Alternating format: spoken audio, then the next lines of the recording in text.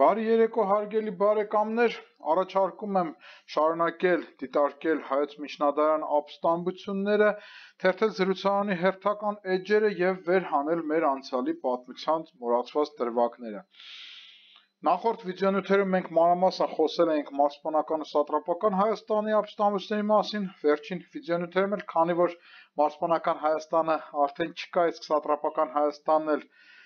դեռևս հանգիստ էր, մենք իրար հետևից խոսեցինք Արմենիայի 4 ապստամբությունների մասին, հատկապես ուշադրություն բևեռելով մոռացված դրվագների վրա։ Այժմ եկել է խոսելու հերթը Արմենիայի 5-րդ ապստամբության մասին։ Միանգամից ասեմ, որ ապստամբությունը մոռացված չէ, այն ուսումնասիրված է մասնագիտական գրականության մեջ, ուսումնասիրված է մեծ հաշվով ոչ վատ, հիմնական դրույթները գիտենք, բայց այստեղ եւս իմ կարծիքով կան որոշ նյուանսներ, որոնք լուսաբանման, լրացուցիչ ցուցադրման կարիք ունեն։ Եվ այսպես Արմենիայի 5-րդ ապստամբություն, սակայն մինչև առաջ անցնելը եկեք թեկուզ կարճ դիտարկենք ուժերի դասավորությունը,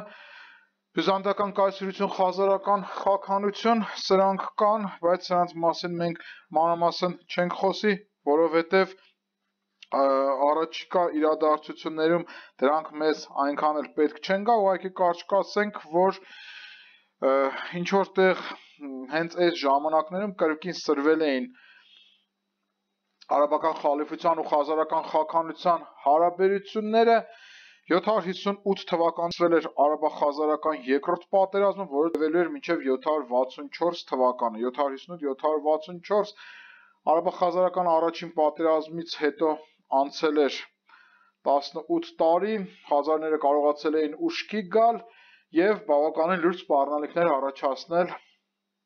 արաբների համար հյուսիսից։ Արմենիայի 5-րդ ապստամբությունը ուղիղ կապ չունի արաբա-խազարական երկրորդ պատերազմի հետ, դրա համար այս պատերազմը մենք այսքանը կհիշատակենք, ուղղակի կարճ ասենք, որ քանի որ այս պատերազմում ռազմավարական նախաձեռնությունը խազարների կողմն էր եւ արաբները միայն շատ դժվարությամբ պաշտպանվում էին, այս իրավիճակն էլ որոշակի խառնաշփոթ տենց ապակենտրոնացված դրություն էր ստեղծում Արմենիայում, որն էլ հենց նաև մասնակի պատճառներից մեկը հանդիսացավ, որպեսզի բռնկվի այս ապստամբությունը։ Հիմա կասեմ, թե ինչու։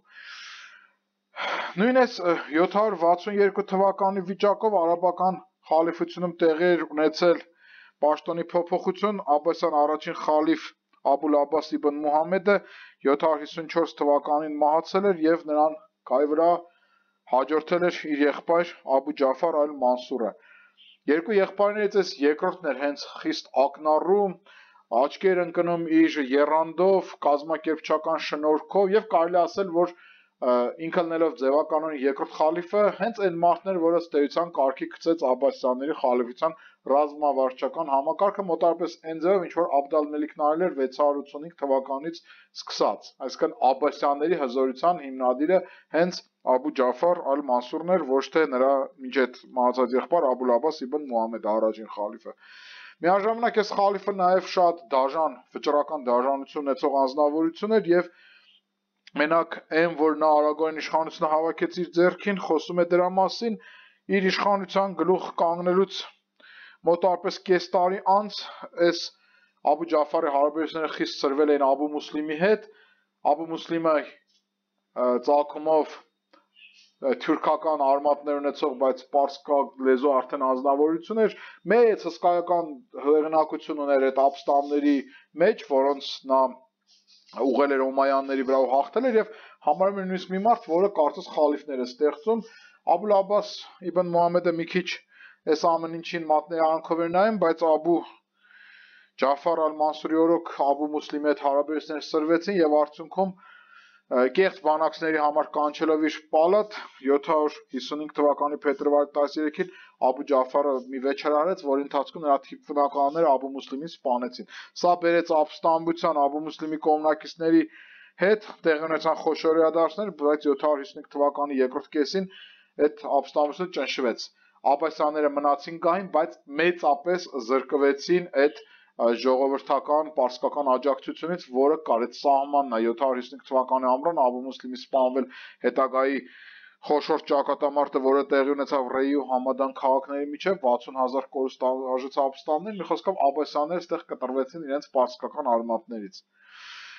Այս ժամանակ մեր կողմից դիտարկող ժամանակաշրջանում Արմենիայի 4-րդ ապստամբությունից արդեն անցել էին մի քանի տարի, հայոց իշխանի պաշտոններ զբաղեցնում Սահակ Բագրատունին 753-ից 770 թվական, իսկ նախկին հայոց իշխան Աշոտ Կուրացյալ Բագրատունին էլ դեռ կենդանի էր, բայց նրա կյանքի վերջին տարիներն են եւ 761 թվականին նա մահացավ։ Արմենիայում այս նույն ժամանակ ազդեցիկ էր նաև հայերից Մամիկոնյանների դերը, թեև նրանք երկրորդ դերի վրա են եւ զիջում էին Բագրատունիներին։ Նախկինում Բագրատուների ազդեցությունը ավելի ուժեղ էր, բայց Արմենիայի 4-րդ ապստամբությունից հետո նրանք կորուստներ էին կրել, սրան հակառակ ուժեղացել էին Մամիկոնյանները, բայց այնուհանդերձ, եթե sense գնահատում ենք, ամեն դեպքում առաջին տեղում էին մնում հենց Բագրատուները, թեև Մամիկոնյանների հետ նրանց այդ զիջումը արդեն փոքրացել էր։ Երրորդ, չորրորդ տոհմերն էին արծույները եւ սյունիները, սյունիների մասին տվյալներ քիչ գիտենք, նրանք մի պահ մասնակցեցին Արմենիայի 4-րդ ապստամբությանը, Լուսաֆիր իբն Կասիրի հետիադարձությունների հետ կապված, 5-րդ տեղում էին կամսարականները, որոնք բայց գործում են երկրորդ տեղում գտնվող Մամիկոնյանների ծիրի ներքո։ Նույն այս ժամանակ հյուսիսային Բագրատուներն էլ իրենց լուրջ ազդեցությունը պահպանում էին այնուհանդերձ Հայաստանի հյուսիսում եւ Վրաստանի տարածքում, բայց վրացի պաշտոնը զբաղեցնում էր Ատրներսեհը, որը իշխեց մինչև 760 թվական։ Այս մասին այսքանը սա մեզ պետք չի գալու։ Ես արծույներին դիտավորյալ թողեցի վերջում, երրորդ տեղը զբաղեցնող արծույներին վերջում, որովհետեւ Արմենիայի 5-րդ ապստամբության գլխավոր շարժիչ ուժը հենց արծույներն են եւ այ հիմա հենց այստեղից սկսած էլ նրանց մասին ավելի մանրամասն։ Նախորդ դարերում արծույների մասին տվյալները սակավ են, բայց կան, մենք էլ իրենց քիչ անդրադարձանք, բայց մի բան հաստատ է, որ արծույները իրենց մեծ ազդեցություն եւ ուժը պահում են Վասպուրականում եւ ինչպես երրորդ տեղում էին ու մեծ հաշվով չէին զիջում իրենց տեղերը, չանցնելով երկրորդ տեղ, բայց չգնալով նաեւ 4-րդ տեղ։ Բայց արդեն 8-րդ դարի այս երկրորդ կեսից սկսած մեր կողմից դիտարկվող ժամանակաշրջանում արծույների մասին տվյալներն ավելի են շատանում եւ արդեն հետագա տասնամյակներում էլ արդեն նրանք դառնալու են Հայաստանի առաջատար եռյակի մեջ գտնվող տոհմերից մեկը։ 760-ական թվականների սկզբին արծույներին ղեկավարում էին 4 եղբայրներ՝ Գագիկը, Համազասպը, Սահակը եւ Գրիգոր Դերենիկը, հիշենք այս անունները, մեծից փոքր Գագիկ, Համազասպ, Սահակ եւ Գրիգոր Դերենիկ։ Եվ եթե առաջին 3 եղբայրները լավ հողատիրական, ֆեոդալական, էլի ազնվական ամուր դիրք ունեին Վասպուրականում, ապա 4-րդ եղբայր Գրիգոր Դերենիկը մեծ հաշվով չունենալով այդ սեփականությունը կամ իր որոշակի թեթև վարքի պատճառով այդ սեփականությունը կորցնելով աստիճանաբար իջել էր վարձկան բարձու ռազմիկի մակարդակին։ Բայց մի հանգամանք նրան շատ մեծ դեր նշանակություն բերեց նույնիսկ համա խալիֆյան մակարդակում, որովհետև թեև իրադարձությունները որոշակի հեքիաթային ու լեգենդար քողով են պատված, բայց կարելի է կարծել, որ Աբասյանների եւ Օմանյանների այդ խառը տարիներին Գրիգոր Դերենիկը շատ մեծ աջակցություն է ցույց տալիս Աբու Ջաֆար, այդ պահին դեռևս ոչ Խարիֆին, Աբու Ջաֆար al-Մանսուրին, անանուն պատմիչը կամ Շապու Բագրատունին առանձին եւ մեծ հարց է թե իրեն ոնց կոչենք, պատմում է, որ Գրիգոր Դերենիկը մի անձի է իր մոտ դիմավորում, այս անձը հազիվ փրկված, գալիս է Գրիգոր Դերենիկը նրան օգնում է, աջակցում է, ոտքի է հանում, ամեն կերպ իր վերջին ունեցվածքը ծախում է եւ ճանապարհում է, հետո տարիներ հետո երբ որ գնում է Բաղդադ, պարզվում է, որ այդ մարդը Աբու Ջաֆարն էր, որը հիմա դարձել է խալիֆ։ Խալիֆը իր այդ բարերարի նկատմամբ լավ է վերաբերվում, նրան մեծ աջակցություն է ցույց տալիս եւ արդեն 750-ականների կեսերին Գրիգոր Դերենիկը, լինելով եղբայրներից 4-րդը եւ ունեցվածքով էլ երևի թե քիչը զուտ խալիֆի հետ լավ հարաբերություններ ունենալով Վասպուրականում արծունի եղբայրների մեջ առաջատար ըստ էության դիրք ուներ։ Նրա հետ էր գործում իդեպ նրա զինակիր Զաֆրան Գնունին, շատ հետաքրքիր պատմություն է, որը մենք տեսնում ենք Անանունի կամ Շապու Բագրատունու մոտ 756 թվականին Վասպուրականում որոշակիորեն լարվել էին հարաբերությունները եւ ասեմ թե ինչի։ Ուրեմն նախ Աբասյանների այդ հայտնի շարժը արևելքից դեպի արևմուտք էր տեղափոխել հսկայական քանակի մարդկային ուժ, ըստ էության այդ թուրքացած պարսիկները կամ պարսիկները այդ Միջին Ասիայի տարին էր եկել արդեն ատրպատական, տեղում էլ աստիճանաբար արդեն այն յուրօրինակ էթնոս էր ստեղծելու, որին հետո մենք որպես քրդեր ենք իմանալու, մի խոսքով Հարավստանի այդ հարավային շրջաններից հարավ, այսինքն հյուսիսային Միջագետքում Ատրպատականի այդ հյուսիսային շրջանները մարդկանց խմբեր էին առաջացել, որոնք հստակ զբաղմունք չունեին, ավազակ էին այդ տարածաշրջանի հարաբերությունների ծիրից կարծես թե դուրս էին գտնվում ու ուժեղացել էին, հաճախացել էին հարձակումները Վասպուրականի վրա։ Նորից կրկնեմ, սրա գլխավոր պատճառը այդ մարդկային հոսքներ, որ Աբասյանների հետ իրանական լեռնաշխարհում եկել էր դեպի հիմա արևմուտք ու հաստատվել էր մեծապես Ատրպատականում հյուսիսային Միջագետքում։ Արդեն 756 թվականին մարդկանց նման մի խումբ, ըստ էության բանակ,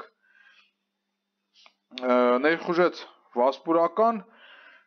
բավականին բարդ վիճակի մեջ հայտնվեցին Արծունի եղբայրները, բայց Գագիկն ու Համազասպը իմի բերեցին Արծուների գունդը, Գրիգոր Դերենիկն էլ միանգամից խալիֆի հետ իր հարաբերությունները կարգավորեց, ստացան խալիֆից 40,000-ից ուժեղ մի բանակ եւ Ճահուկ ամրոցի ճակատամարտում ծանր պարտության մատնեցին այս ավազակ ապստամբներին, սենց ասենք էլի։ Բայց այս հանգամանքը չխանգարեց, որպեսզի հետագայում նման հարձակում եւս լիներ եւ հենց այդ հարձակումներից մեկն էլ սկիզբ դրեց Արմենիայի 5-րդ ապստամբությանը։ Եվ այսպես 760 ական թվականների սկզբին հյուսիսային Միջագետքի Ատրպատականում դեռևս շարունակում էր որոշակիորեն խառը դրությունը։ Այս կողմից մեկ հարձակում Վասպուրականի վրա եղել էր դեռևս, ինչպես ասացինք, 756 թվականին, սակայն իրադարձությունները հենց զարգացումը ստացան արդեն 762 թվականին, ինչն էլ ըստ էության բերեց Արմենիայի 5-րդ ապստամբության։ 762 թվականի գարնանը արաբական խալիֆության մի բանակ, թեև սա մի քիչ բանակ կոչելը հարաբերական է, որովհետև բանակը չի պետության մի մասը ասպատակում, այսինքն սա կիսաապստամբական կամ ինքնավար վիճակում գտնվող ինչ-որ մի ուժ էր, մոտ 10,000 հոգու կազմով, մտավ Վասպուրական եւ սկսեց ասպատակել հայկական գյուղերը։ Տեղեկանալով այդ մասին,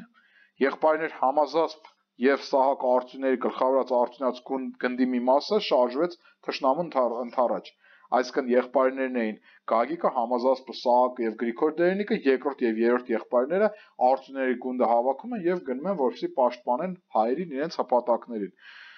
Հայկական բանակը անակնկալ հարձակվեց թշնամու վրա եւ սկսեց հաղթանակ տանել։ Հայերը մոտավորապես 1000 հոգի էին, թշնամին 10,000, հայերն էին որակական գերազանցություն, բայց դա մեկը 10 կռիվը։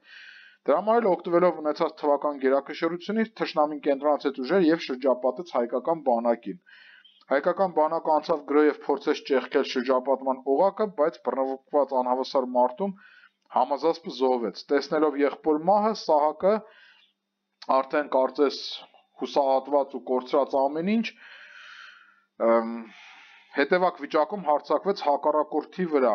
Այստեղ մի հետաքրքիր էպիզոդ կա, որ ասում է Սահակը հարձակումից առաջ կտրեց իր ձիու ջլերը, այսինքն սա վարում էին այն դեպքում, երբ որ ուզում էին դրանով ցույց տալ միջև վերջ կռվելու, հաղթելու կամ մեռնելու իրենց վճռականությունը, այսինքն ձիուն սպանում են, որպեսզի ցույց տան, որ իրենք չեն փախչի, այսինքն հետաքրքիր էպիզոդ միջնադարյան Հայաստանի ռազմական կյանքից, բայց կատաղի ու խիստ անհավասար այդ մարտում ի վերջո ընկավ նաև Սահակը եւ զոհվեցին նրա գրեթե բոլոր ռազմիկները։ Փաստորեն Արծուների գունդը ծանր հարված էր ստացել, իսկ 4 եղբայրներից երկրորդն ու երրորդն էլ ընկել էին մարտում։ Տեսնելով հենց նոր ավարտված իրադարձությունները եւ իմանալով այդ ճակատամարտի մասին, ավակ եղբայր Գագիկ Արծունին որոշում է ինքն էլ վրեժխնդիր լինել եւ Արծունյաց գնդով մոտ 3000 հեծյալ հեր քաղաքի մոտ հարձակվում է նախորդ ճակատամարտից հետո արագորեն նահանջած ու ճամբարած արաբական խալիֆության բանակի վրա։ Հայերը հաղթանակ են տանում։ Հետագայում սակայն, երբ Գագիկը փորձում է զարգացնել հաջողությունը, նույն հեր քաղաքի մոտ տեղի ունեցած մարտում հաղթանակ է տանում արդեն թշնամին։ Սա տեղի ունեցավ 762 թվականի գարնանը եւ փաստորեն տեսեք հախուռն եւ սենց չնախատեսված մի հատ ապստամբություններ, որը սկսվեց Արմենիայում։ Մարտական գործունեությունները շարունակվեցին նաև ամռանը, երբ որ արաբական խալիֆության բանակը, այսինքն արցունիներն ընկալելով արդեն որպես ապստամբներ, արցունած բանակից գրավեց Ամյուկ ամրոցը։ Այս Ամյուկի կորուստը արցունիներին շատ է հետագայում անհանգստացնելու եւ միայն տասնամյակներ անցավ, որ իրանք կարողանալու են Ամյուկը հետ բերել։ 762 թվականի ամռանը Գագիկ արցունին ըստ էության մնացել էր մենակ, որովհետև նրա փոքր եղբայր Գրիգոր Դերենիկը այդ ժամանակ փորձում էր շատ եռանդուն միջոցներով, բայց դիվանագիտական միջոցներով Աբու Ջաֆարի հետ կարգավորել արցունիների հարաբերությունները, թեև այդ ամեն ինչը այս անգամ այդքան էլ հեշտ չստացվեց եւ Աբու Ջաֆարը այս անգամ ավելի անհողորդ եղավ։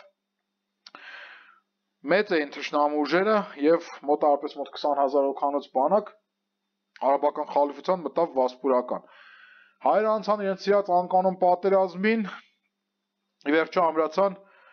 արցունիների միջնաբերդ, սենց կենտրոն շտաբ հանդիսացող նկան ամրոցում, որի պաշարումը սկսվեց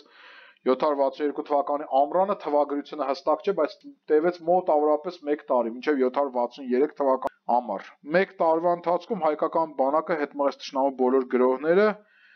հենց այս ժամանակը սակայն տեսնելով, որ գրոհները անարդյունավետ են, թշնամին բանակցություններ սկսեց Գագիկ արցունու հետ, գուցե նաև Աբու Ջաֆար Ալ-Մանսուրը մի քիչ մեղմեց իր դիրքորոշումը Գրիգոր Դերենիկի հետ բանակցություններում եւ արդյունքում Գագիկ արցունին իջավ ամրոցից եւ մտավ բանակցությունների մեջ, որպես պայմանել բանակցության, կարծես նրան ներեցին, բայց գերեցին եւ աքսորեցին։ Ընդ որում աքսորում Գագիկ արցունին մահացավ եւ փաստորեն Արմենիայի 5-րդ ապստամբությունն էլ սրանով վերջացավ։ 3 եղբայրները ցավոք չկային եւ արցունիների գլուխ կանգնեց Գրիգոր Դերենիկը։ Սրանով էլ հենց Արմենիայի 5-րդ ապստամբությունը, որը միայն Վասպուրականի սահմաններն էր ընդգրկում, վերջացավ։ Վերջացնենք նաև մեր խոսքը, ասենք նորից, որ այս ապստամբությունը հախուռներ, համահայաստանյան, նույնիսկ համաարմենիայի մակարդակային չհասավ, բացառապես արցունիների ձեռքի գործները, այսպես ասենք, թեև գուցե գնունիներ օրինակ մասնակցել են այս իրադարձություններին կամ ցենց ասենք էլի գահակալ իշխաններն են, արցունիները եւ իրենց գահակալ իշխանների ձեռքի գործներ եւ այս ապստամբության ըստ էության այդ ողբերգական իրադարձությունները որ թողնենք մի կողմ, արդյունքը գլխավորապես այն եղավ, որ ապստամբության գլուխ կանգնեց Գրիգոր Դերենիկը, որը հետագայում եւս շարունակելու է գործել Վասպուրականում։ Նորից ասեմ, որ այս ապստամբությունը վատ չի նկարագրված մեր գրականության մեջ, քանի որ միայն նատական իրադարձությունների մասին Ղևոնդն է ասում, բայց Ղևոնդը քանի որ Գրիգոր Դերենիկին այդքան չի հիշատակում, ես իսկ Անանուն կամ Շապու Բագրատունին էլ այդ պատմիչն էլ մի քիչ թվագրական տվյալները անորոշ է տալիս, իսկ պատումն էլ մի քիչ sense լեգենդար հեքիաթային, լեգենդար քողի բնույթ ունի, իրեն անտեսել են, բայց ես կարծում եմ, որ Գրիգոր Դերենիկը այս իրադարձներին մասնակցել է, ուղղակի քանի որ Աբու Ջաֆարի մոտիկներ այդքան ակտիվ չի մասնակցել, մեզ չեմ կարծում, որ նա է իր եղբայրների կործանումը կազմակերպել նախապատրաստել, բայց մի բան փաստ է, որ այդ 3 եղբայրների մայից հետո արցունիների գլուխ կանգնեց հենց Գրիգոր Դերենիկը։ Արմենիայի 5-րդ ապստամբության մասին այսքանը, հետաքրքիր, բայց տեղային ապստամբություններ, գնանք առաջ, այստեղ իմ խոսքերս կվերջացնեմ եւ հերթի արդեն Արմենիայի 6-րդ ապստամբությունը։